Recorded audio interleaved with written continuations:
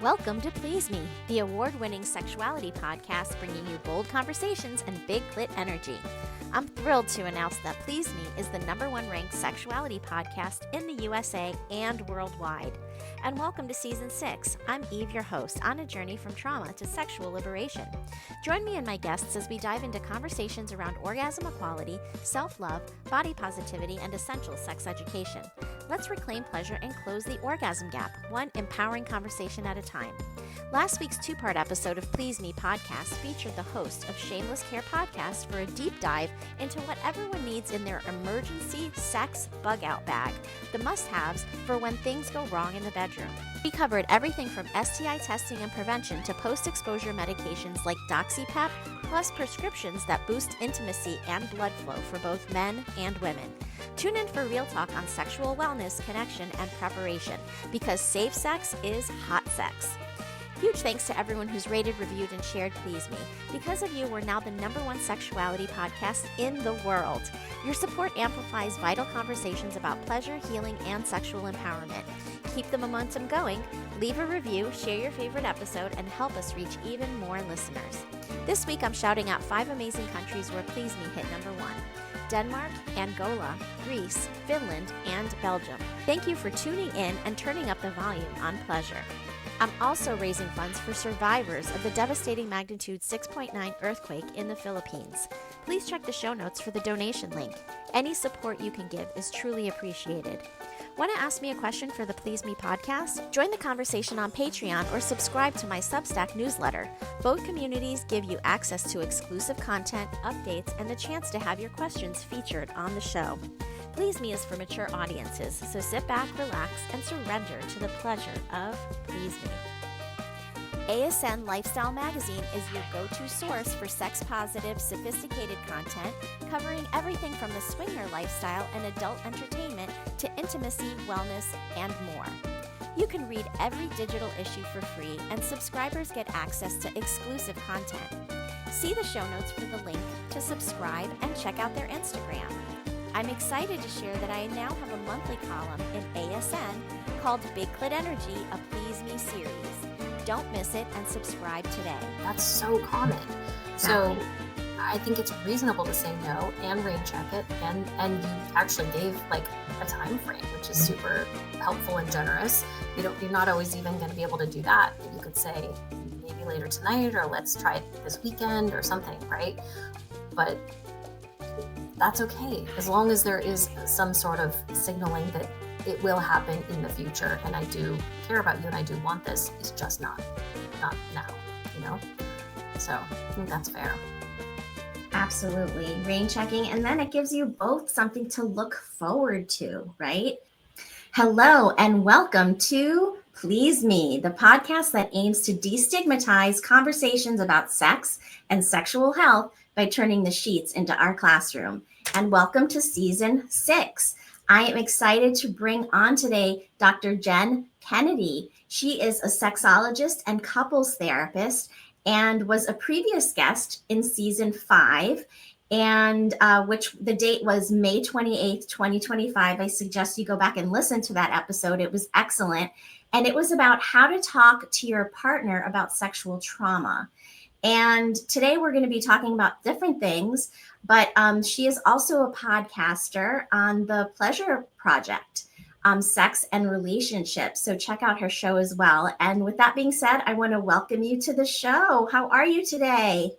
Thank you. I'm good. Good to be back. Congratulations on all your success. Thank you. Thank you. I'm so excited to talk to you today because we're changing the subject and we're going to be talking about sexual dissatisfaction. And I know that this is really common amongst, people that are maybe in hookups, and they don't necessarily get their needs met, but also in long-term relationships, right? And I want to know what the culprit of this could be. We want to talk about this so that we don't have these issues come up all of the time. And something that doesn't often come up in regards to sexual satisfaction is anxiety. How can anxiety cause us to have sexual dissatisfaction? Yeah, dissatisfaction is so common. And it's common, like you said, in when we first hook up with people because we don't actually know their bodies or we don't know them very well. And so anxiety is running high, but it's also common in long-term relationships for very different reasons. We know the people better, but we might not know their bodies, or we might not be willing to bring forward what's going on. So anxiety can happen at any point in a relationship, and it's pretty pervasive. And the problem with anxiety is that once something happens, if dysfunction of some sort happens, it tends to be sort of lurking in the back of our minds, and then it's waiting to happen again, right? Once something doesn't go well, there's always this fear that it's going to happen again. And so that's unfortunately how anxiety works, is this like, oh no, I hope, like erectile dysfunction is notorious. Like if it didn't work out one time, then the next time that person is in any sort of situation that seems similar to the brain, it's like, oh no, the circumstances seem like they are lining up the same. I hope that same thing doesn't happen because it was embarrassing or frightening or humiliating or dreadful. And so anxiety just takes us out, and it can happen for women in very different ways, but yeah, it's a main culprit for dissatisfaction. Yes, on both sides, right? Because anxiety can be, something that, say, a man would experience if he's had erectile dysfunction in the past and thinking about his performance, right? And so that can cause anxiety. But for a woman too, on the other side of that receiving end, right? Having to sort of mollify and make your partner feel better if something like that happens. And we often are, left with the short end of the stick in that situation, right?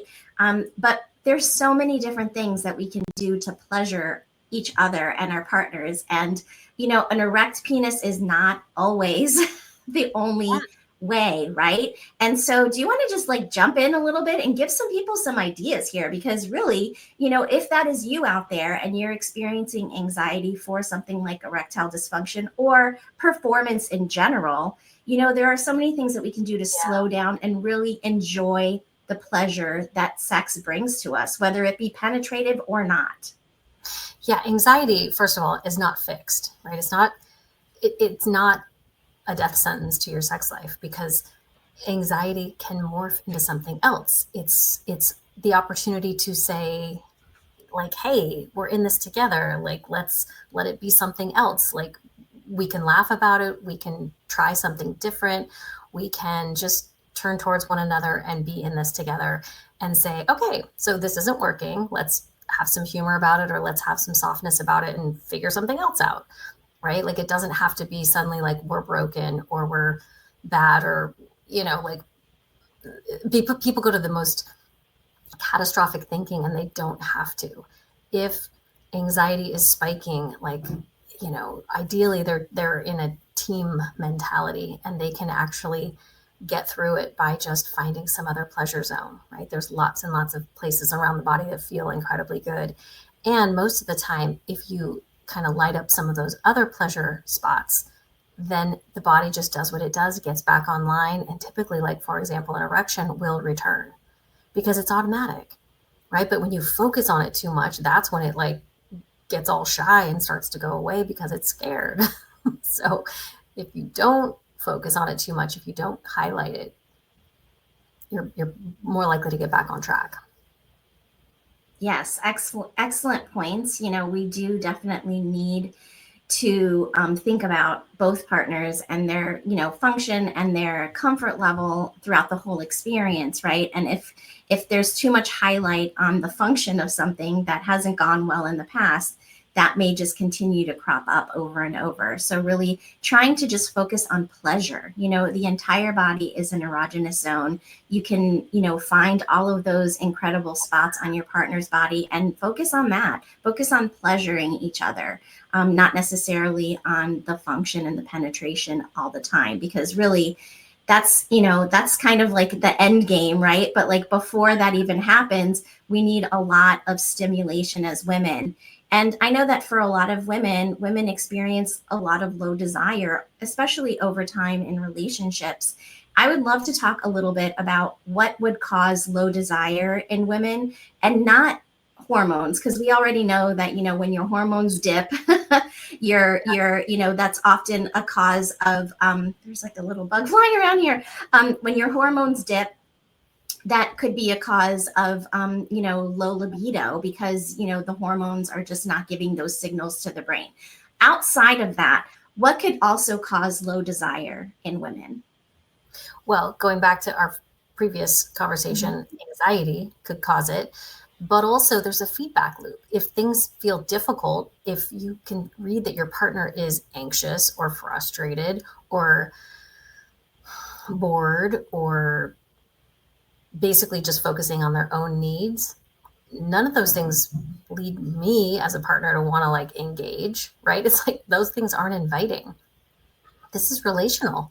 Sex is not just like this standalone rinse and repeat experience. It's something we're doing together. And if you're not engaging me, if you're not approaching me, if you're not considering my needs, I don't really want to do it. And so a lot of women they get named as low desire, but you have to consider they don't want the sex that they're having because it's not very good. So Bingo. if they had better sex, right? If they had partners that were also offering them a more fun, inviting, relational type engagement, and I'm not putting all the responsibility on the partner, but you know what I'm saying? It's then I think a lot more women would probably be considered, and I think most women actually are normal. I don't think they're truly low desire. I think they are relatively, relative to their partner who's coming at them, they appear to be low desire, but they aren't actually. I think they're probably in the normal range, which would be surprising to them and to their partners, but they are normal. Yeah, more times than not. It's the approach has so much to do with whether you get turned on or not, right? And we're going to talk about that a little bit in our role play, but just talking about it just for a few minutes before we jumped on here. And I was saying, if your partner, comes up to you and, it depends on the approach, right? If you want some goods later, some cookies later, right? You're not going to just be nasty about it unless, you know that your partner is into dirty talk, you're going to ask in a nice way. You're going to try and be romantic, or you're going to try and, know your partner. In other words, have these conversations, try and understand what turns your partner on, and use that to invite into the bedroom later on, or even in the moment. Well, and foreplay to that point starts hopefully not 5 or 10 minutes before you're hoping to score, right? It's hopefully starting hours, days before, right? That there's banter, that there's play, that whatever your version of that in your coupleship is. And again, it can be kinky, it can be, maybe it's nerdy, maybe it's soft, maybe it's, heady, whatever your version of that is happening with some runway, because the mind is so much more involved than just the body. When the mind is engaged, and when you're feeling like, ooh, I like how you're acting, I like what you're saying to me, I like how you're dressed, I like how you're behaving, I like how your physical body presents. But in longer term relationships, we've seen that day in, day out. So it's how you're oftentimes interacting with me that is turning me on, that is getting me primed, that is making me again return to you sexually. Yeah. Yes, absolutely. The brain is the biggest sex organ in our bodies, right? We often don't think about it, but yes, we have to get turned on here before we can get turned on down there, right? And that brings me to a question about stress, because, as our lives get more complicated, as, we get married and have children, or maybe not those things, but whatever it may be that could cause you to increase your stress levels, taking care of parents, or whatever that may be, these things can affect our sex lives. And so how do you help people to minimize their stress so that they can really, truly enjoy pleasure? Yeah.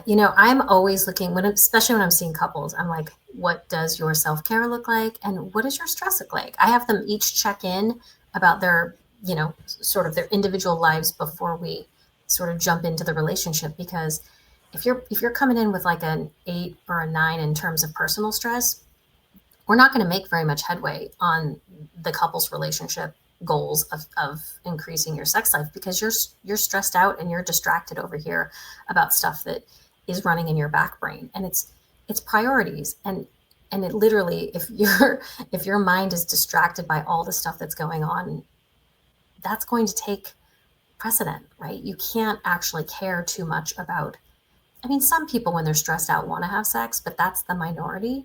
Most people, when they're really stressed out, are just trying to solve that stressor. They're just trying to cope. They're not really able to shift into a place of feeling playful and vulnerable and open and creative, which is the sexuality space. It just doesn't make sense. Like, that's just not, they don't have enough capacity for that. That feels like they're too guarded for that. And so, yeah, if your stress is high, I mean, you might be able to masturbate and feel a little bit of stress relief, but typically you're not as interested in partner play. So you have to check your stress level. And if it's high, then likely you're just not going to be as engaged, in longer term, like more erotic play. Yes. And I love that you brought up self-care, because that is so essential for everybody in a relationship, the man and the woman, or two women or two men, however your relationships look. Yeah. It's important for you to take care of yourself and to think about, that self-care as part of your diminishing of your stress, right? Are you doing breathing exercises? Are you taking a nice warm bath at night and relaxing? Are you giving yourself that time to decompress for the day? And if you are constantly working till, on your bed with your computer until 11:30 p.m., your stress level is going to always be high, right? So you do need to take care of yourself. So I love that you brought that up. And I wanted to say something else about that. Well, it's also hard too, because if you've got the computer in your bedroom, then it's hard to associate that. I don't love working in the bedroom. Like, I don't love it when people do that. I kind of like carving out the bedroom as your erotic space.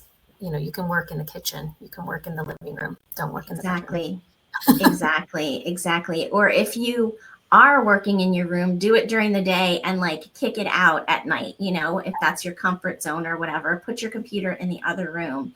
Mm-hmm. And build time for sex, build time to connect on that level.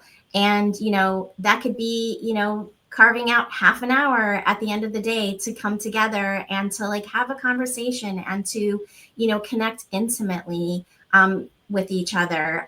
Even, setting aside a date night, once a week or whatever that may be, to set time for that, because our lives do get super busy. Our lives do, end up taking, all of the responsibilities take up a lot of the day. And oftentimes we don't make time to connect with our partners, which is sad but true, right? And so if, that for me, at least in the morning, my libido is like 0 because I have, a list of 20 things that I need to accomplish that day. And I know that about myself. Then what I need to do for myself is to let my partner know, hey, tonight, let's get together. I'm open from 9 to 10:30. Let's meet, in the bedroom and be ready, because I need some love, and however that may be, however that conversation may go. Everybody's different. Everyone has their own particular stressors. Some people may be, interested in having sex in the mornings. I know that for me, I'm not. And so knowing that about yourself and then asking for what you need. Yeah, as long as there's a time, and as long as hopefully there's some sort of way to meet in the middle, that you and your partner can figure out what that overlapping time is, and you can negotiate it, great. But there's got to be some time set aside. Yeah. Absolutely. And like, for instance, for me, my partner does like to have sex in the mornings, and so maybe on the weekends when I don't have a list of 20 things in my brain and I have more time to sort of breathe, right? I can get up, I can take a shower, which wakes me up, and I can be in the mood. But first thing in the morning when I'm rolling over and like my eyes are like stuck together from sleep and I'm like just groggy and that will never be the time that I'm into it. Like, and he knows that. And, we've had the conversation. So knowing yourself and being able to explain that and, and set some time aside is so, so essential. And that brings me to vulnerability, because these conversations can be super duper vulnerable, but vulnerability can bring us closer and can increase our pleasure. How can that increase our pleasure? Yeah, vulnerability is huge. And also, it's a risk, of course, but it does make you feel closer. And that typically is going to be a segue, an on ramp to sex. Because when we feel closer to our partners, typically that leads to intimacy. And so being willing to offer up kind of what's going through your mind, what you need, what you want, you have to be aware of what that is, but then also being willing to verbalize that to your partner, having enough safety, having enough insight. Yeah. And then sharing that out and demonstrating that erotically too. That's vulnerable. Being able to like demonstrate it physically or sometimes asking for it. A lot of people find that very hard to do, but it's really incredibly powerful. And it's such a turn on to a partner when you can actually say, I want you in this way. It's like, wow, that feels amazing to hear that as a partner. Yes. And I think that we, get in our minds about the fear about what is going to be said on the other side about what we want, right? But our partners want to please us for the most part, I would say. And if, that's not the case, then maybe you need to think about getting a new partner. Right? But, absolutely. If you know what you want and you know what you like and you're able to verbalize that, oftentimes your partner is going to get super turned on by that. It's not going to be a negative. So oftentimes we're thinking negatively, like, oh my gosh, what will they say, etc. But your partner's like, ooh, that sounds amazing. That sounds like fun. That sounds like something I'd love to engage in. Yeah, we get caught up in like thinking sex is about getting off. Sex is this exchange that often is about this dance that we're doing. And articulating want and attention is so much at the crux of it. And so if we can, especially in heterosexual constructs, I find that so often the men really want to be wanted. And when they can feel that from the partner, not just a willingness to have sex, but a wanting. And wanting is demonstrated by articulating, this is what I would love to have happen, right? I'm not just showing up being like, okay, I'll give you what you want, but this is what I want you to do with me or to me. Wow, that is just, it is vulnerable to do that. And it is really titillating to the partner. Yeah. Absolutely. So ladies listening out there, make sure that you are writing down those things that you, writing down those things that you want to happen in the bedroom, and then, passing along that little note to your partner, or maybe reading it to him and saying, what do you think about this? Doesn't this sound hot? Or do you think this is exciting? Because that's the only way that we can actually communicate with our wants and needs to our partner. Yes, the conversations start off as uncomfortable. Yes, they start off as awkward, but as you get used to having these conversations, they get easier and easier, and your sex life is only going to get better and better. It's true. So I want to talk about your self-guided course, because I know that you started a course and this is exciting. I'd love to hear about it. You want to just jump in and tell me a little bit more about it? Sure. Yeah. So this started as a live 6-week intensive that I did. And it was a curriculum that I developed based on the in-person couples that I saw over and over again. It's the material that came up with couples who are struggling with low desire or just sex therapy in general. And so I sort of boiled it down, put it into this curriculum, taught it live, did it for about 2.5 years. So I went through maybe 9 or 10 cohorts. And then I said, okay, there's people that can't do this because they don't live in my state or can't afford it, or just the time doesn't work. So here's a course that I recorded that now women have access to. So it's geared towards women. It's really actually helpful for couples too, but most of the languaging is towards women. So it is called Pleasure Circle. It is now available at $3.99, which is just over the cost of a session with me. And it's 5 hours of video content. So I've done all the modules, and it's got 30 worksheets. So those are the exercises typically I would have guided you through if you were in the course. But you can do those with your partner. You can do them by yourself. You can take your time. It's a really rich, valuable course. So it's amazing. And it's a really good primer if you're going to go into therapy too. Just a lot of self-inquiry. So yeah, it's a great course, and it's available at pleasureproject.com.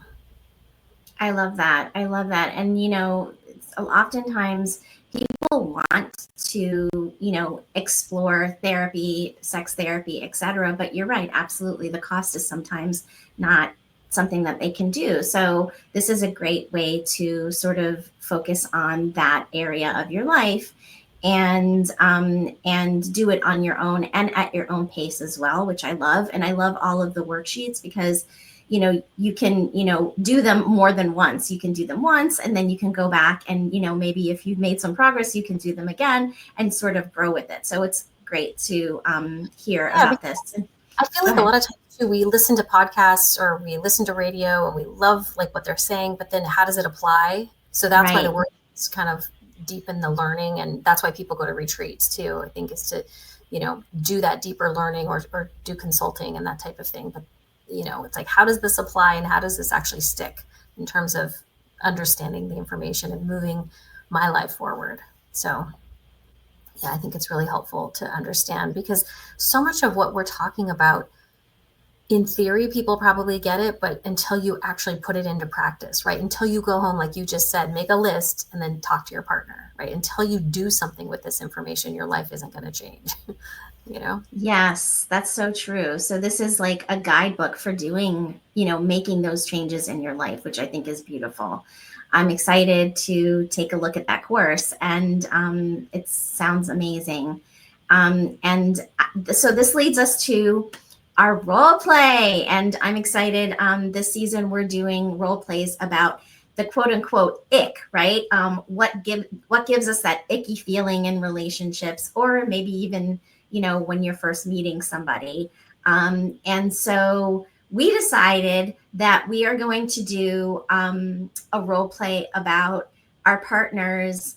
I'm going to be the female partner, or the partner that is getting the ick. And you're going to be the male partner, or the partner that's giving the ick, by going in for well, I won't say what it is yet. We can talk about it on the other side. So any questions before we get started? Well, let's circle back to something that you already named that you don't like, which is morning sex. Yes. Okay. Let's say it's first thing in the morning, and I'm shoulder tapping. Right? Because we've all been there. We're just waking up and we're sort of like, just kind of like stretching, and then our partner's like, so I'm the partner that's kind of reaching in and going for like a, touchy feel, like let's go in, like let's do a grab, like I'm in the mood. I haven't given you any warm up. I haven't given you any conversation. There's no prep, and I'm just going for it. Yeah, you're going in for the quick grab, right? That's how you described it before. So with that being said, we have our preface and action. If you've ever wished sex could feel more connected, more intense, or honestly just more fun, you need to check out Shameless Care.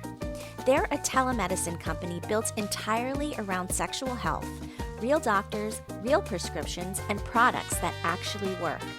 Like Shameless Chemistry, their oxytocin plus tadalafil blend that deepens connection and boosts arousal. Or Shamelessly Aroused, a topical cream with the active ingredient found in men's ED medication, increasing blood flow exactly where it counts. Every order includes a short video introduction from your doctor, transparent pricing, and no subscriptions ever. Just real, sex-positive healthcare that delivers results. Because you're a Please Me listener, you can use coupon code PLEASEME for $15 off your order of any product on the Shameless Care website. Use the code PLEASEME, that's PLEASEME, EME at checkout to claim your $15 off. Again, that's shamelesscare.com, code PLEASEME. Because great sex shouldn't be complicated. It should be shameless.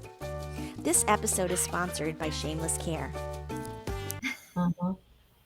Hey, good morning. Hey, babe. Right? I'm reaching in. I'm doing the grab. I'm going for the breast. And I'm getting the shrug. Come on. We got 20 minutes. 20 minutes. That is definitely not enough for me. You know I hate quickies. Oh, come on. Like, we haven't done it in a couple days. Like, I got needs too. Yes, I know you do. And so do I. But, right now I have like 20 things in my mind. I need to take a shower. I need to get things ready for the day. And I'm just not in the mood. And you know that. I'm just never in the mood in the mornings. Well, what about you just give it to me? What about you just lay there and let me get off? I am not taking one for the team. There's no way that I'm just going to lay here and let you like rape me basically when I've already said I'm not interested right now. However, I would be interested if you maybe gave me an hour and a half to get several things checked off my list. I can take a shower, be prepared, and be ready and in the right mindset. Is that something that you're open to or available for in an hour and a half? Okay, that seems pretty fair. Yeah, I can wait an hour and a half. Okay. All right. And anything that particularly that you want during our fun session today? Standard sex seems pretty good. After you said rape, I kind of froze. Like, I mean, well, I love the rain check that you even offered that, Yeah, I mean, but really, like if you are asking me to just lay in bed and let it just be for you, and you already know that I'm not turned on or into it, that does very much feel like rape on my end. Like, okay, I'm thinking about like the time, that's ticking and the things that I got to get accomplished right now. And so, no, I'm not okay with that. So, I mean, me saying it seems scary and creepy and maybe like shocking, but that is actually how I would feel if I were to give in to what you just asked me to do. Yeah. Well, and I appreciate the no is a no, right? And I like that you did that. I like that you gave a hard no. I think that's important. So, yeah. Yes. And no is a complete sentence. So people out there listening, no is a complete sentence. And I think that is the end of our role play. So I'm going to say, end scene. We covered that pretty quickly. I think that was really good, but absolutely giving another time during the day that can be better for you, that you know that you can get into the mood, maybe later in the evening when you have more time, whatever it may be, really checking in with yourself and being true to your emotions and your feelings at the moment. Because if you aren't, you're never going to enjoy sex. And what I want for everybody is to have amazing freaking sex all the time. Yes. Well, and you're not going to necessarily be on the same vibe at the same time. That's so common. Exactly. So I think it's reasonable to say no and rain check it. And you actually gave like a time frame, which is super helpful and generous. You're not always even going to be able to do that, but you could say maybe later tonight, or let's try it this weekend or something, right? But that's okay, as long as there is some sort of signaling that it will happen in the future. And I do care about you and I do want this. It's just not now, So I think that's fair. Absolutely. Rain checking. And then it gives you both something to look forward to, right? And when you look forward to something, that's sort of foreplay, right? That's just building on that energy so that when you do come together, you're ready and you can really explore and have a good time. Yep. Okay, so I want to make sure that my listeners can find you. Where can we find you? Sure. You can find me at pleasureproject.com. And there's podcasts, There's my podcast is linked. The course is linked.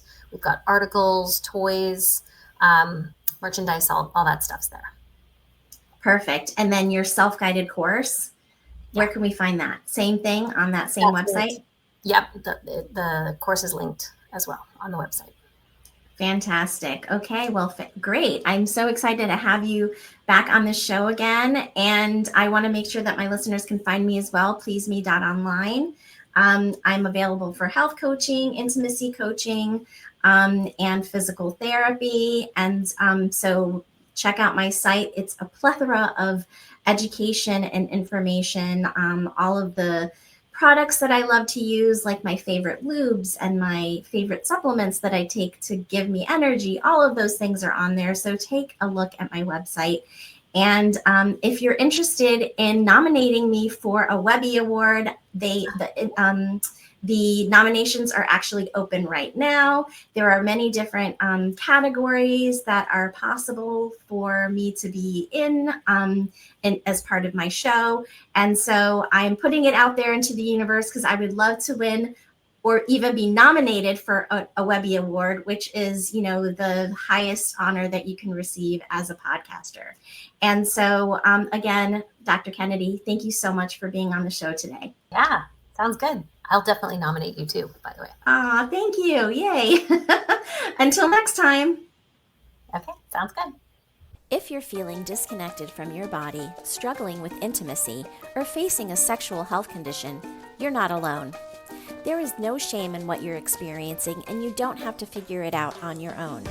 But the longer you wait, the harder it becomes to reclaim your confidence, pleasure, and connection. That's why I offer a free 15-minute discovery call to explore what's going on and whether working together is the right next step. Spots fill quickly, so don't wait. The link is in the show notes. Grab your time now.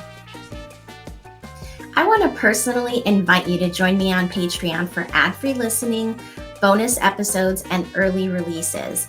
Already there is a lot of bonus content on there with many webinars that I've done in the past and a show that I've never released to the public before. My show is completely self-funded, and when you are able to support me in this way, I'm able to spread my message of body positivity, self-love, and women's empowerment, and empowerment in general around sexuality around the globe. And so with that being said, I appreciate everyone who has already joined Patreon, and if you've thought about joining, now's your nudge to do so. I thank you from the bottom of my heart.